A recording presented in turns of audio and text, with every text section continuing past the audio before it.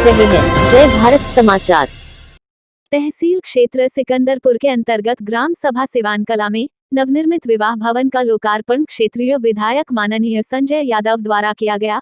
प्रधान प्रतिनिधि डॉक्टर जितेंद्र गुप्ता द्वारा कराए गए इस कार्य को क्षेत्रीय विधायक संजय यादव ने खूब सराहा। क्षेत्रीय विधायक संजय यादव ने कहा कि 17 साल से अन्य सरकारों की जालसाजी का शिकार इस विवाह भवन का कार्य आज ग्राम प्रतिनिधि डॉक्टर जितेंद्र गुप्ता द्वारा किया गया, जिसके लिए डॉक्टर जितेंद्र गुप्ता बधाई के पात्र हैं। वहीं ग्राम प्रधान डॉक्टर जितेंद्र गुप्ता ने बताया कि प्रधान प्रतिनिधि जितेंद्र कुमार गुप्ता, ग्राम पंचायत सिवान कला। आपके द्वारा यहाँ पे किस तरह के कार्यक्रम का आयोजन किया गया?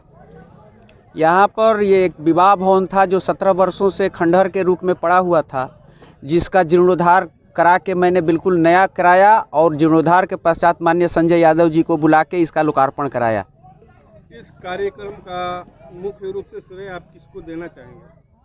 ग्राम पंचायत को है ये इसका श्रेय, और संजय यादव इसके सहयोगी रहे हैं विधायक जी। कार्यक्रम के माध्यम से आप अपने ग्रामवासियों, क्षेत्रवासियों से क्या अपील करना चाहेंगे? हमने इस सभा में जनता से भी कहा है और आपके माध्यम से भी कहना चाहता हूं कि जो भी कार्य है ग्राम पंचायत सिवान कला का, उसको बहुत ही तन्मयता से मैंने किया है, ट्रांसपेरेंसी से किया है, और जनता का पूरा सहयोग मेरे साथ रहा है, जनता का पूरा विश्वास रहा है। उसी विश्वास का फल है कि इस कार्य को मैं करा पाया हूँ। जैसे इस काम को कराने में आपको किसी तरह की कोई बाधा, दिक्कत तो नहीं आई? इस काम को कराने में प्रत्यक्ष रूप से तो कोई नहीं आया इस बाधा, लेकिन इस काम को कराने के 4 महीने बाद ही इसका भुगतान हो पाया। तो उससे मुझे एहसास हुआ कि कहीं ना कहीं इसमें कोई बैकिंग हो रही थी इस काम को बाधा डालने के लिए। आप इस काम से कितना संतुष्ट हैं? हम इस काम से पूरे 100% संतुष्ट हैं। आयोजित सभा के संबोधन में सरकार की उपलब्धियों को गिनाते हुए क्षेत्रीय विधायक संजय यादव ने कहा कि गांव-गांव में जो भी विकास की संभावनाएं हैं, गांव के अंदर जो लोग निवास करते हैं, उनको जो भी विकास की आवश्यकताएं हैं, उन सारी बातों के ऊपर ध्यान देने का काम हमारी सरकार ने बहुत तेजी के साथ किया है। आपके जीवन में वो तमाम सुख सुविधाएं कैसे जल्दी से जल्दी पहुंचें, इसी दिशा में हमारी सरकार लगातार काम कर रही है। चाहे गांव-गांव में पक्के मकान की बात हो, घर घर शौचालय की बात हो, घर घर बिजली पहुंचाने की बात हो, या भोजन पकाने के लिए घर घर रसोई गैस की बात हो, हमारे गरीब से गरीब व्यक्ति के जीवन में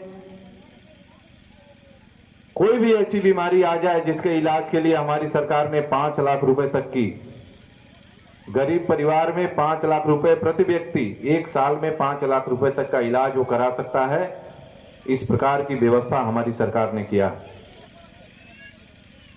एक गरीब से गरीब आदमी के जीवन में जो जो परेशानी और कठिनाइयां होती हैं, उन सारी बातों के ऊपर जिस प्रकार से हमारी सरकार ने अपनी योजनाओं के माध्यम से आपके दुखों को दूर करने का काम किया है, और जिसका परिणाम है कि आज हमारे गांव में रहने वाले लोग, चाहे वो किसी भी वर्ग, किसी भी समाज के क्यों ना हो, हमारे किसान हो, हमारे युवा हो, हमारे जो भी हमारे गांव में निवास करने वाले लोग हैं, किसी न किसी रूप में निश्चित रूप से हमारी सरकार की किसी न किसी योजना के माध्यम से जरूर सरकार ने उन तक कुछ न कुछ लाभ पहुंचाने का काम किया है।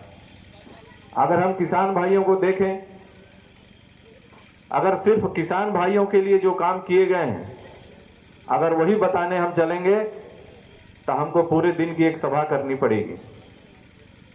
लेकिन जैसा आपने अभी यहाँ चर्चा में सुना कि साल में 6,000 रुपए, चाहे वो कितना भी छोटा से छोटा किसान क्यों ना हो, 1 साल में 6,000 रुपए की मदद निश्चित रूप से बहुत बड़ी मदद होती है। उनको खेती किसानी के लिए जो पहले किसी से उधार लेके अपने खेत में फसल लगाते थे, उसको बेचने के बाद से फिर उसको उस पैसे को उधार में ही देना, उनको उधार पूरा करने में चला जाता था, परिवार के लिए वो कुछ भी बचा नहीं पाते थे। आज मैं मानता हूं यहाँ तमाम हमारे किसान भाई बैठे हैं, जो समय पे उनको खाद, बीज, पानी, यूरिया, किसी भी प्रकार की उनको कमी नहीं होने दी जा रही है। और खेती के लिए जो 6,000 रुपए साल की मदद मिल रही है, इस 6,000 को भी हमारी सरकार की मंशा है कि इसको बढ़ा के कम से कम 12,000 रुपए किया जाए। कि 12,000 रुपए अगर हम किसान की जेब में डाल देंगे तो उसको एक बहुत बड़ी मदद अपने परिवार को चलाने के लिए कुछ न कुछ अपनी खेती के माध्यम से वो कमाई करके अपने परिवार को आगे बढ़ाने के लिए वो लगा सकता है। पिछले दिनों में खेती घाटे का सौदा हुआ करती थी। तमाम परिस्थितियां, मौसम और तमाम परेशानियों के बावजूद किसान अपनी उपज को अपने परिवार भरण पोषण के लिए ही अगर अन्न की व्यवस्था कर लेता था तो बहुत बड़ी बात होती थी।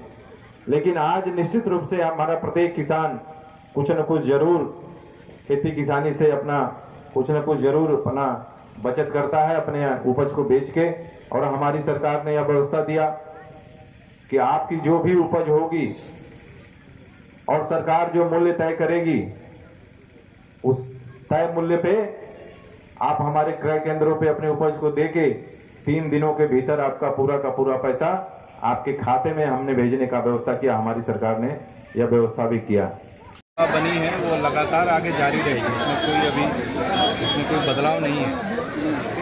अभी आपने कहा कि जैसे पार्टी की योजना है, सरकार की योजना है कि 6,000 को बढ़ाकर 12,000। हाँ, हम लोगों का सरकार की भी मंशा है, हमारी पार्टी की भी मांग है कि 6,000 को बढ़ा के 12,000 किया जाए। ऐसा एक प्रस्ताव सरकार के पास है जिस पर आने वाले भविष्य में जरूर निर्णय होगा। किसानों को बढ़ाने सरकार इतना कर रही है, फिर भी किसान आज सड़क पर है, इस पर आप क्या कह रहे हैं? कोई किसान सड़क पे नहीं है। किसान तो हमारे खेत में है, अपनी उपज को देखिए बाजार तक पहुंचा रहे हैं, अपने काम में लगे हुए हैं। जो सड़क पे हैं वो निश्चित रूप से जो हमारे मोदी जी ने जो कानून बनाया है जिससे किसान और मार्केट के बीच में आज कोई दूरी नहीं बची, सीधे सीधे किसान को घर बैठे मार्केट मिला है। और जो मंडी में जो अपना व्यापार करते थे आज वो संकट में है, इसलिए वो वहाँ की दिल्ली की सीमा पर कुछ लोग बैठे हैं, तो बिचौलिए हैं। किसान हमारे आज अपने खेत में अभी भी मोदी जी पे उनको पूर्ण रूप से भरोसा है कि मोदी जी जो भी करेंगे हमारे हित में करेंगे। इस मंच के माध्यम से आप क्षेत्रवासियों से क्या संदेश देना चाहेंगे? हम लोग अभी आपने सुना ही होगा कि 17-18 साल से ये काम ऐसे ही पड़ा हुआ था।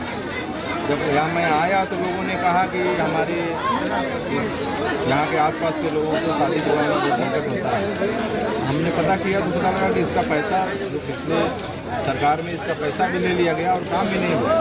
उस काम को हम लोग पूरा कराए थे और यहाँ पहुँचे हैं लोगों के बीच में। हम यही कहना चाहेंगे कि पिछली सरकार में अनेक ऐसे काम, जैसा मैंने अभी अपने वक्तव्य में कहा है, अनेक ऐसे काम जो सिर्फ कागजों पे ही किए गए विकास के काम का पैसा आया और कागजों में ही होके वो पैसा बांट लिया गया। इस प्रकार का जो काम पिछले सरकार में हुआ है, जो पिछले जनप्रतिनिधि के द्वारा जो हुआ है, उसको हम लोग सरकार ने बिल्कुल नहीं होने दिए हैं। और जो भी 1 रुपये भी अगर किसी का आया है तो उनके हक का पैसा सीधे उनके पास पहुंचा है। अभी तक जितने इस तरह से आप काम बता रहे हैं कि भुगतान उनका कागज पर करा लिया गया है, अभी 3 साल में कितने कामों की जांच आपके द्वारा कराई गई? 17-18 तो हम लोग बनवा चुके सड़क। इस जांच का जो पैसा भुगतान करा लिया गया पिछली सरकार में, हम जांच पे भरोसा नहीं करते हैं। हम लोग कहते हैं कि पैसा आया है तो ये काम कहाँ है, दिखाओ, काम होने लगता है। बलिया सिकंदरपुर से लड्डन भाई की रिपोर्ट।